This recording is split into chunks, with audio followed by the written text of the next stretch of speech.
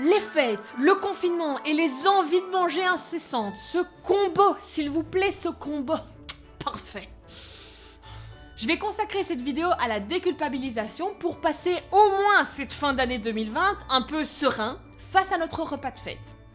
On va reprendre rapidement plusieurs points essentiels et si vous voulez les détails, il y a les autres vidéos. Les régimes, les calories, les envies de manger, les fêtes de fin d'année.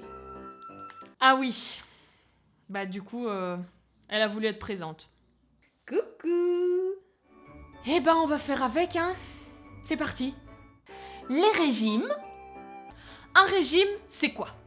Moi je sais, c'est l'intention de contrôler mentalement son alimentation dans le but de perdre ou de maintenir son poids. Un régime, c'est lorsque tu choisis mentalement de manger ça et de pas manger ça, et du coup tu te retrouves avec des magnifiques classifications qui viennent foutre le boxon.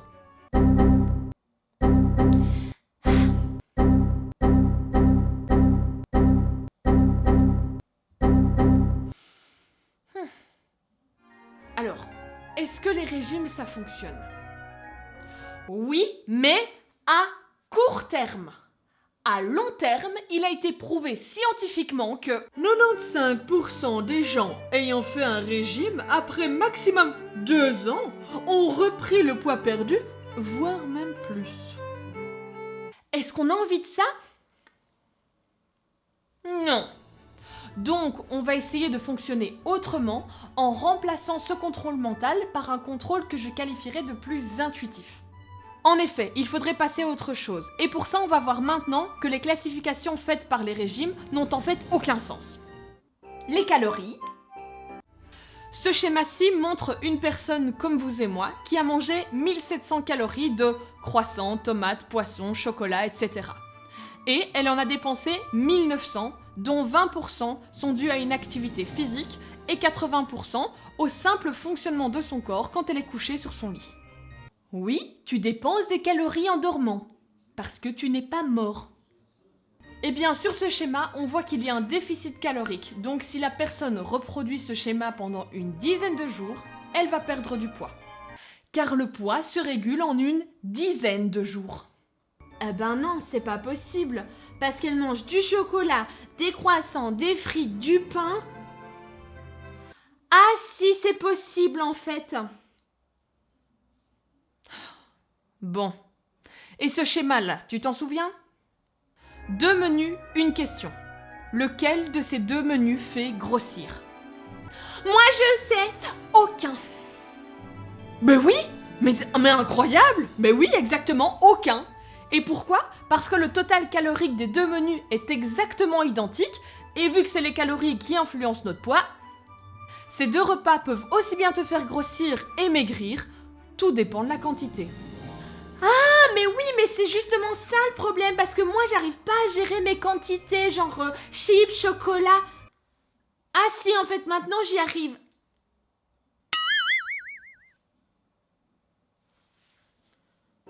Les envies de manger. Pour qu'une envie de manger s'arrête, c'est-à-dire pour trouver le rassasiement, il y a 3 conditions à respecter que je répète tout le temps. Vous pouvez aller les voir dans la vidéo sur le rassasiement. J'ai même fait une vidéo pour voir des exercices pour trouver le rassasiement qui s'appelle « Le rassasiement, les exercices ». C'est un titre simple et parlant. Je l'ai ! T'as vu, j'ai trouvé vite, hein ?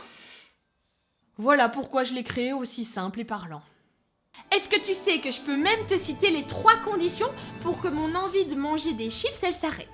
Alors, premièrement, je dois répondre à mon envie de manger en éprouvant du plaisir. Deuxièmement,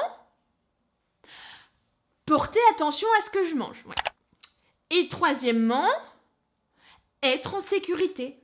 Oui, voilà. Comme quoi, ça porte ses fruits les vidéos. Même que j'ai fait les exercices d'ailleurs. Les fêtes de fin d'année. Résumons tout cela autour des repas de fête. Premièrement, la régulation du poids se fait sur une dizaine de jours. Donc, Noël et Nouvel An. Ça fait 2 jours, donc on s'en fiche. C'est ça, hein?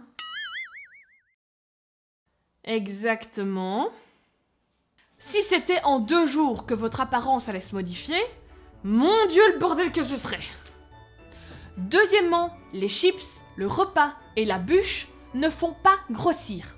Tout dépend de la quantité. Oui, c'est ça. Peut-être que tu veux continuer, tu as l'air d'assez bien gérer aujourd'hui apparemment. Alors mangez-les, ces aliments dits interdits, on s'en fiche. Et du coup, pour pouvoir contrôler plus intuitivement votre alimentation et vos quantités, il faut que vous vous basiez sur vos sensations de faim, de satiété et de rassasiement. Concernant plus précisément vos envies de manger. Alors, vous avez différents exercices qui pourront vous aider pour respecter les 3 conditions. Donc, quand vous avez envie de dinde, voilà, ben vous respectez votre envie, hein, avec plaisir, allez-y. Aussi, ben oui, vous êtes attentif, du coup, quand vous la mangez. Et oui, bah surtout, oui, bah vous tracassez pas, hein, c'est pas cette dinde qui va vous faire gonfler, du coup. Et je... Stop, attends, arrête, je comprends pas, tu vas trop vite là, trop d'infos, trop de choses, stop, 1, 2, tu te calmes.